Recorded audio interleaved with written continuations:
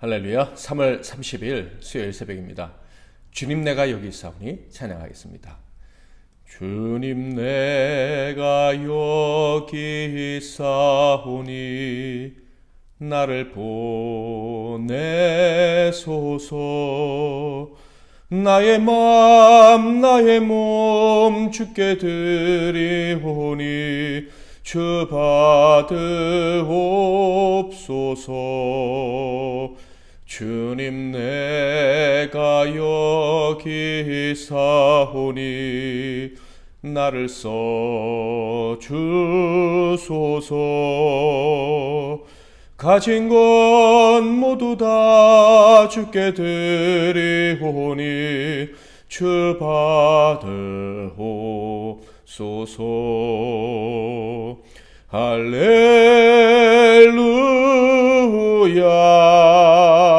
할렐루야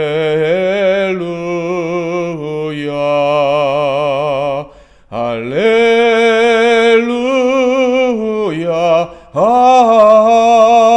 할렐루야. 나를 받으옵소서. 나를 받으옵소서.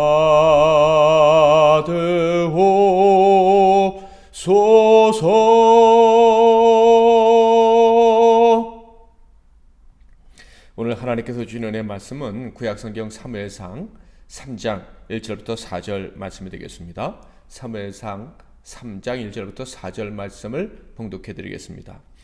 이 사무엘이 엘리 앞에서 여호와를 섬길 때에는 여호와의 말씀이 희귀하여 이상이 흔히 보이지 않았더라. 엘리의 눈이 점점 어두워가서 잘 보지 못하는 그때에 그가 자기 처소에 누웠고 하나님의 등불은 아직 꺼지지 아니하였으며 사무엘은 하나님의 궤에 있는 여호와의 전안에 누웠더니 여호와께서 사무엘을 부르시는지라 그가 대답하되 내가 여기 있나이다 하고. 오늘은 하나님이 불러주시기를 이란 제목으로 하나님 말씀을 상고하겠습니다. 현재 우리가 살아가는 시대를 조금이나마 이해하는 신자라면 기도를 멈출 수가 없을 것입니다. 적어도 기도에 대한 갈망을 포기할 수가 없습니다. 왜냐하면 이 시대는 참으로 영적인 암흑 시대이기 때문에 그렇습니다. 이 시대가 영적으로 어둡다는 것은 단지 신앙생활을 하기가 어렵다라는 정도가 아니죠. 이 말의 의미는 우리 자신을 포함하여 거의 모든 사람들이 갈 길을 잘 알지 못한다는 것입니다.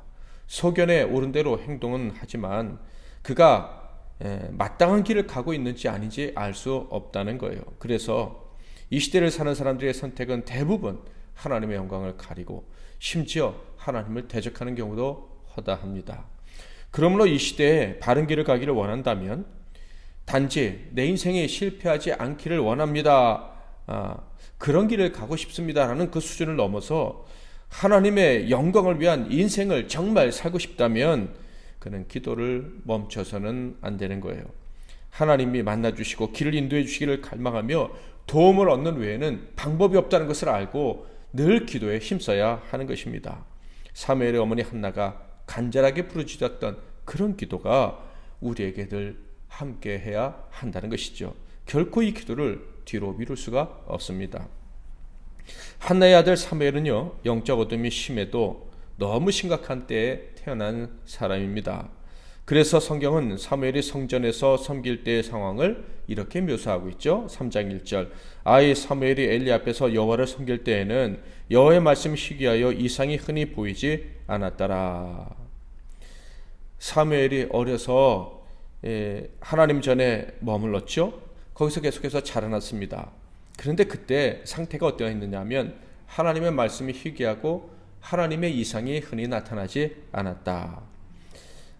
그래서 그때는 선지자를 통해서 주시는 말씀이나 하나님께서 함께 하시면서 역사하시는 그 역사의 현장, 그 증거들이 거의 없었다, 이런 얘기죠.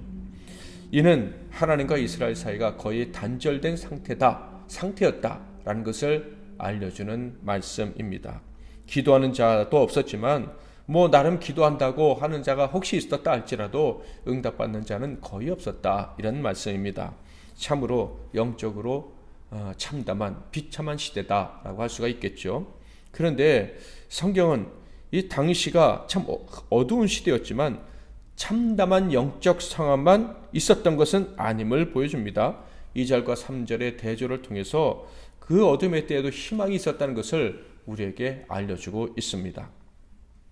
2절 3절을 볼까요? 엘리의 눈이 점점 어두워가서 잘 보지 못하는 그때 그가 자기 처소에 누웠고 하나님의 등불은 아직 꺼지지 아니하였으며 사무엘은 하나님의 궤에 있는 여호와의 전 안에 누웠더니, 먼저 2절을 보면 엘리의 눈이 어두워서 잘 보지 못했고 또 자기 방에 잠자리에 누웠다, 이렇게 기록되어져 있습니다. 사람이 나이가 많아서 눈이 어두워지는 것, 밤이 되어서 피곤하니까 잠자리에 누워서 자는 것 결코 특별한 일은 아니죠. 그럼에도 불구하고 이 구절은 앞에 1절과 뒤에 3절을 연결해주는 그 역할을 하면서 이 엘리의 상태가 참으로 심각하다라는 것을 보여주고 있는 부분입니다. 1절과 비교해보면 그의 눈이 어둡다라는 것은 그의 시대상과 그의 영적 상태가, 육적 상태가 다 동일하다라는 것을 암시하고 있습니다. 그는 하나님이 세워서 구별해서 이제 이스라엘 백성들의 거룩을 위해 일하라고 사명을 주신 그런 거룩한 대제사장입니다. 그는 하나님께 백성들을 인도하고 하나님의 뜻을 백성들에게 전할 사명이 있는 사람이었다라는 거예요. 그런데 그의 눈이 어두워졌다고 합니다. 모세와 갈렙은 나이가 들었을 때에도 기력이 쇠하지 않았다라고 했는데, 그런 지도자들의 모습과 완전히 대조되는 연약한 지도자의 모습을 보여주고 있습니다. 물론 아무리 귀한 일꾼 지도자라도 쇠약해질 수 있어요. 그러나 이 어둠의 때의 사명자는 쇠약할 틈도 없다고 저는 그런 생각도 듭니다. 내가 쓰러지면 이 백성이 하나님의 뜻을 알지 못한다고 생각하면 어찌 정신을 바짝 차리지 않을 수가 있겠습니까? 체력이든 자신의 역할이든 절대 야약한 채로 그대로 방치되어서는 안 되는 거예요.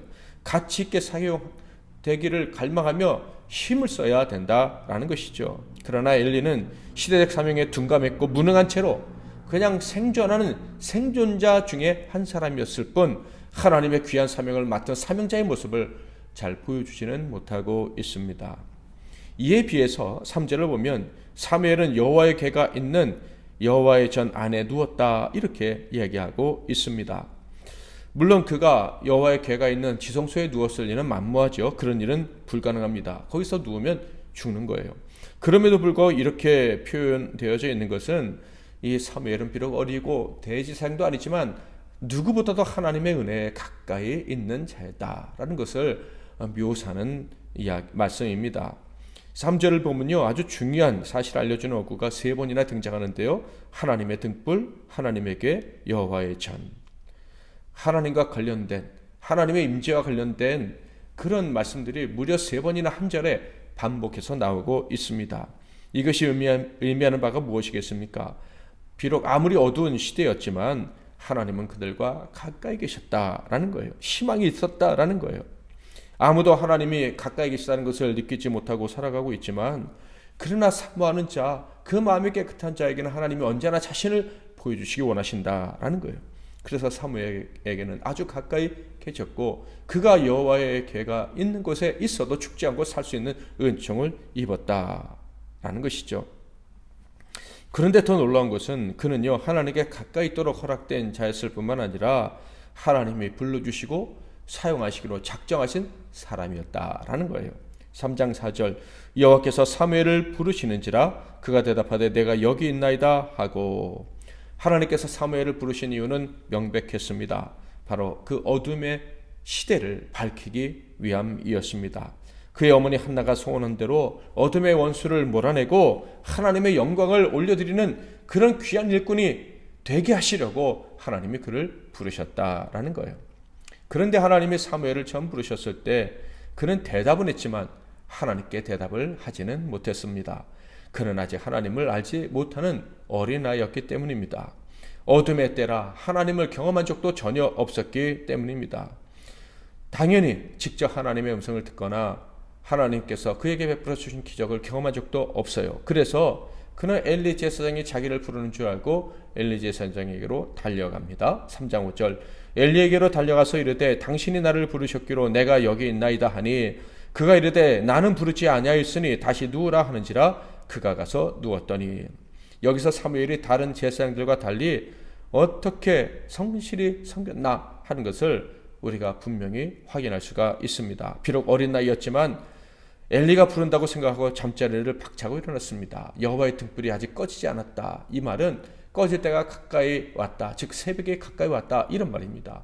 그러니까 이 어린아이가 정말 하루 종일 열심히 일하고 피곤해서 깊이 잠들 만한 시각이었는데도 엘리가 부르는 줄 알고 자리를 박차고 벌떡 일어나서 그것도 달려갔다라고 합니다. 왜 달려갔을까? 아마 엘리가 나이가 너무 많아서 혹시라도 돌아가실까 염려해서 그런 건 아닌가. 그에게는 아버지 같은 존재였으니까. 그러니까 사무엘은 어렸지만 이 충성심, 배려심, 사랑하는 마음이 아주 가득한 귀한 아이였다라는 것을 알 수가 있어요. 사무엘이 이렇게 엘리에게 달려갔을 때 엘리는 이것이 어떤 영문인지 알지 못했죠.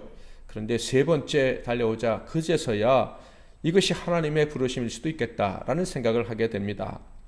당시에는 이 구약시대 하나님이 늘 이런 방식으로 말씀해 주셨어요. 그런데 너무 오랜 시간 동안 침묵을 하셨기 때문에 대제사장으로 선지자 역할을 했어야 될 엘리, 하나님 말씀을 듣고 백성들에게 전해야 될 엘리였지만 하나님이 말씀하신다는 것을 사무엘이 두 번째 오기까지, 세 번째 오기까지 생각하지 못하다가 세 번째가 돼서야 비로소 깨닫게 되었다라는 거예요. 그런데 하나님은 사무엘이 이렇게 세 번째까지 하나님의 부르심을 알지 못했지만 책망하지 않으셨죠. 하나님의 부르심에 제대로 반응하지 못한 무지 하나님 개의치 않으셨습니다. 책망은커녕 또다시 불러주셨습니다. 네 번째 불러주셨어요. 그때 비로소 사무엘이 엘리의 지도를 받고 하나님께 응답을 합니다. 3장 10절 여호와께서 임하여 서서 전과 같이 사무엘아 사무엘아 부르시는지라 사무엘이 이르되 말씀하옵소서 주의 종이 듣겠나이다 하니. 이렇게 사무엘이 하나님의 부르심에 응답했을 때 하나님이 말씀해 주시는데 그 내용이 참으로 충격적인 것이었어요. 11절 여호와께서 사무엘에게 이르시되 보라 내가 이스라엘 중에 한 일을 하리니 그것을 듣는 자마다 두 귀가 울리리라. 하나님께서 이제 하나님 말씀을 전하라, 즉 선지자의 사명을 받아라 라고 해주셨는데 놀랍게도 사무엘이 전하는 그 말씀을 듣는 사람은 두 귀가 울릴 것이다 라고 말씀을 하십니다. 여기서 두 귀가 울린다는 말은요, 두려움에 떨게 된다 이런 뜻인 거예요. 그러니까 어린 사무엘에게 말씀을 주셨는데 그 말씀을 사무엘이 사람들에게 전하면 사람들이 두려움에 떨게 될 것이다. 이게 생각해보면 사무엘에게는 너무나도 무거운 짐 같다, 짐이 될 것이다 라는 생각이 들지 않으십니까? 그러면서 하나님이 처음 주신 말씀은 바로 엘리의 가문이 완전히 저주받아 멸망당할 것이다, 멸문할 것이다 라는 말씀이었습니다. 이 말을 사무엘이 너무 주저하다가 엘리가 강력하게 얘기해서 말하라고 명해서 결국 얘기를 하게 되는데 엘리는 그 말을 듣고 두려워 떨게 됩니다. 그러다가 결국 그 가문이 멸망하는 날을, 아들들이 죽고 바로 그날 자신도 죽는 날을 맞이하게 되죠. 여기서 우리는 역시 두려움을 느끼게 됩니다. 하나님께서 부르셔서 사명을 주시고 그리고 우리 입에 주신 그 말씀 때문입니다. 사무엘은 그 말씀을 처음 받았을 때 두려워서 떨 수밖에 없었습니다. 그래서 말을 하기가 어려웠어요.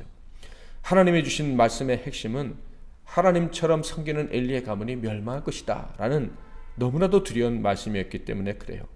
그러나 결국 그는 그 받은 말씀을 전했고 그렇게 시작된 선지자의 사역을 통해서 하나님의 영광을 온전히 드높이게 됩니다. 이스라엘 그 나라에 다시 빛이 비치도록 하게 되었다. 그런 사명을 감당했다라는 것이죠. 사랑하는 성도 여러분, 저와 여러분은 진심으로 하나님을 사랑합니다. 그래서 그분을 위해, 그분의 일을 위해 부름을 받았고 쓰임받고 그분의 말씀을 전하며 그래서 하나님께 영광을 올려드리며 사는 인생이 되고 싶습니다. 그런데 여러분, 저와 여러분에게 정말 그런 마음이 있다면 우리 안에는 정말 그분이 주실 사명에 대한, 그리고 우리가 전해야 될 말씀에 대한 두려움이 있어야 하는 거예요.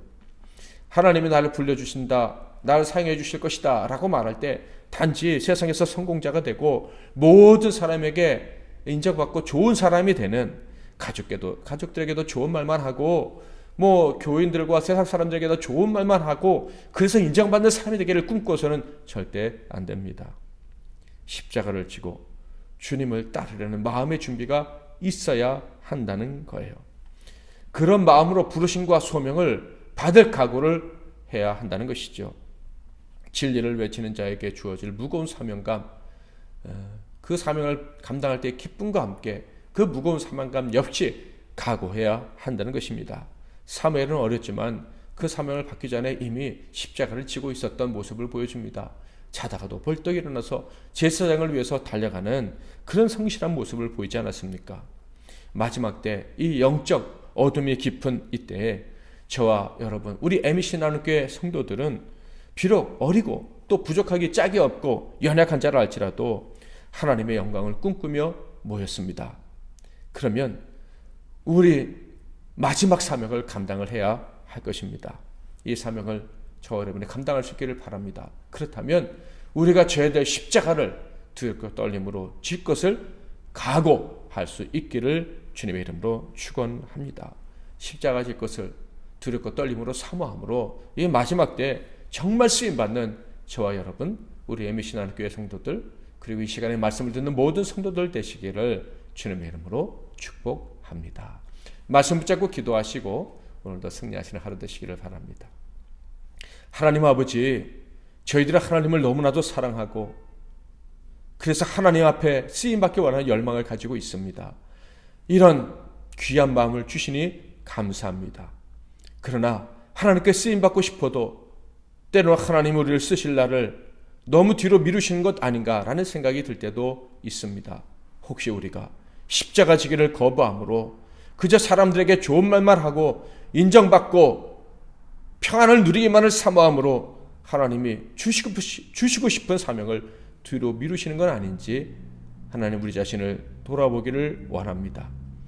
누구든지 나를 따르려거든 자기 십자가를 지고 나를 쫓을 것이라 하신 주님, 이 새벽 다시 십자가를 지고 주님 따르기를 작정하오니 하나님 두렵고 떨림으로 우리의 사명을 감당하는 자 다 될 수 있도록 주님 도와 주옵소서. 당장 하나님 말씀을 사랑하는 이들에게 담대히 전하는 것이 부담스럽고 그들을 힘들게 한다 할지라도 용기를 내어 반드시 전할 말들을 전하고 외쳐 당장은 미움받는다 할지라도 서운하게 만든다 할지라도 결국 그들을 살려내는 우리 모두가 되게 하옵소서. 사명자로 살아가기 원하는 이 MBC 나눔교회 성도들과 말씀을 듣는 종들을 축복하옵소서. 예수 그리스도의 이름으로 기도하옵나이다. 아멘.